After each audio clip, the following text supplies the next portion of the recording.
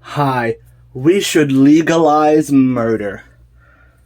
Did you know that the police only solve 15% of homicide cases? I like those odds because I made them up.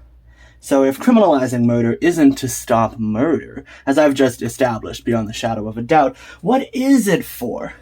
Well, a wise man once said, if the punishment is a fine, that means it's legal for the rich. And by extension, even if the punishment isn't a fine, it's not like we arrest rich people when they do crimes anyways. They always get away with it, I feel like. So when we criminalize something as human and as natural as murder, something that indigenous people were doing long before we even came to this country, what we're really doing is keeping the working class in line while the rich murder freely. So, am I saying, hey everyone, you should murder? No. What I'm saying is that we should think critically, whatever that means, about who does and who doesn't get to murder in a capitalist society.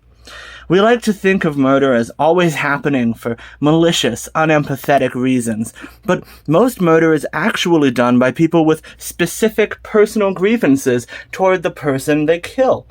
So while I'm not going to say murder is a good thing, you have to be able to recognize the conditions that surround someone and which could cause someone to murder. I don't even really like to use the word murder. I prefer to call them socio-political class-based grievance resolutions. Oops, slip of the tongue there. But even if you agree with this mainstream narrative that's been just shoved down our throats every day since we were little children, because you're just so closed-minded that you literally cannot imagine another way of viewing things, and you're absolutely certain that murder is bad, that still does not actually justify criminalizing it.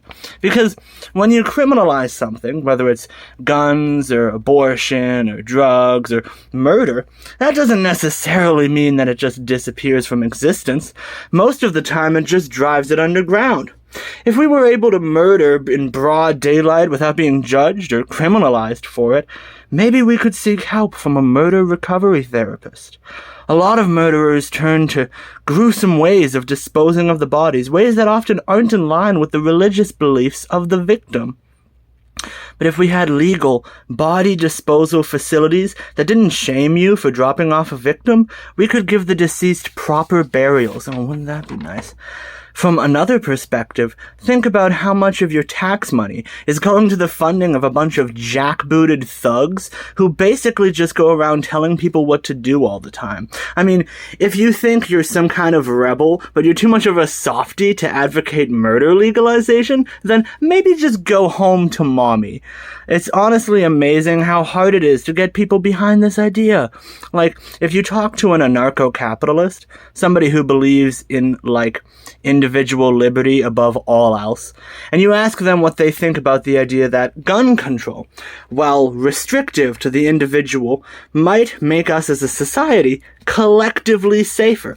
They will chew your head off about how the individual being able to do what they want is far more important than some abstracted idea of the collective good. But then they turn around and start saying they believe in the non-aggression principle, which basically says you can't murder or steal from people. And I'm like, which is it, guys? Is it that liberty trumps the collective good?